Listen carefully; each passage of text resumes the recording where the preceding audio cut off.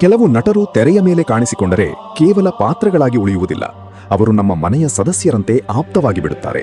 ಅಂತಹ ಅಪರೂಪದ ನಟರಲ್ಲಿ ಒಬ್ಬರು ಸದಾ ಹಸನ್ಮುಖಿ ದಿಲೀಪ್ ರಾಜ್.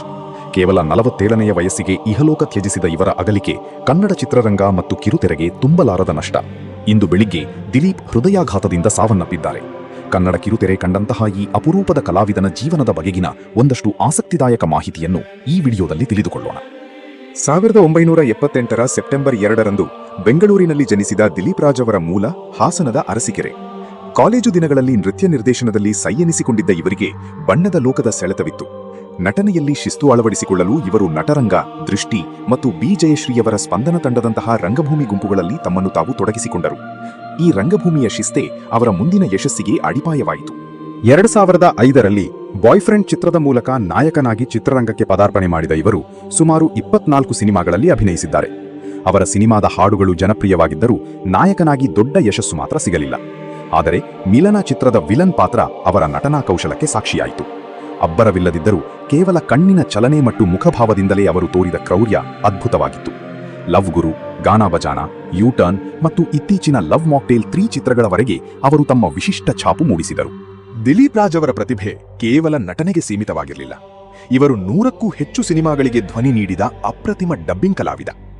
ಆ ದಿನಗಳು ಚಿತ್ರದ ನಾಯಕ ಚೇತನ್ ಅವರಿಗೆ ಧ್ವನಿ ನೀಡಿ ಆ ಪಾತ್ರಕ್ಕೆ ಜೀವ ತುಂಬಿದ್ದು ಇದೇ ದಿಲೀಪ್.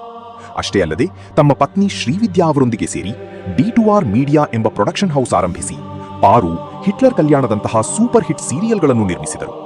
ಆ ಮೂಲಕ ನೂರಾರು ತಂತ್ರಜ್ಞರಿಗೆ ಕೆಲಸ ನೀಡಿದ ಅನ್ನದಾತರಾದರು.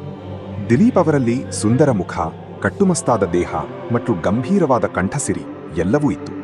ಒಮ್ಮೆ ಹಿರಿಯ ನಟ ಅಂಬರೀಷ್ ಅವರು, ನಿನಗೆ ಎಲ್ಲಾ ಪ್ರತಿಭೆ ಇದ್ದರೂ ಯಾಕೆ ಯಶಸ್ಸು ಸಿಗುತ್ತಿಲ್ಲ ಎಂದು ಕೇಳಿದಾಗ ದಿಲೀಪ್, ಅದು ಅದೃಷ್ಟ ಸಾರ್ ಎಂದು ಮುಗುಳ್ನಕ್ಕಿದ್ದರಂತೆ.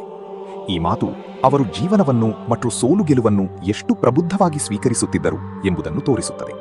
ಯಾವುದೇ ಕೆಟ್ಟ ಅಭ್ಯಾಸಗಳಿಲ್ಲದ ಪ್ರತಿದಿನ ಜಿಮ್ ಮತ್ತು ಬ್ಯಾಡ್ಮಿಂಟನ್ ಆಡುತ್ತಾ ಅತ್ಯಂತ ಫಿಟ್ ಆಗಿದ್ದ ದಿಲೀಪ್ ಪುನೀತ್ ರಾಜ್ಕುಮಾರ್ ಅವರಂತೆಯೇ ಆರೋಗ್ಯದ ಬಗ್ಗೆ ಅಪಾರ ಕಾಳಜಿ ಹೊಂದಿದ್ದರು.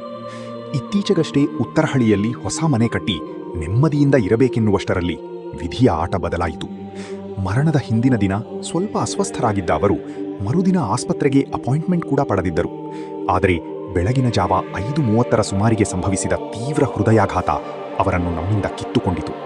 ಬ್ಯಾಕ್ಗ್ರೌಂಡ್ ಇಲ್ಲದಿದ್ರೂ ಸ್ವಶಕ್ತಿಯಿಂದ ಬದುಕು ಕಟ್ಟಿಕೊಂಡ ದಿಲೀಪ್ ರಾಜ್ ಕನ್ನಡ ಚಿತ್ರರಂಗದ ಅನ್ಸಂಗ್ ಹೀರೋ. ಅವರ ಆರ್ಥಿಕ ಶಿಸ್ತು, ಸೃಜನಶೀಲತೆ ಮತ್ತು ನಗುಮುಖದ ವ್ಯಕ್ತಿತ್ವ ಪ್ರತಿಯೊಬ್ಬರಿಗೂ ಮಾದರಿ. ಅವರು ಭೌತಿಕವಾಗಿ ದೂರವಾಗಿರಬಹುದು, ಆದರೆ ಅವರು ನೀಡಿದ ಪಾತ್ರಗಳ ಮೂಲಕ ಕನ್ನಡಿಗರ ಹೃದಯದಲ್ಲಿ ಎಂದಿಗೂ ಅಮರ.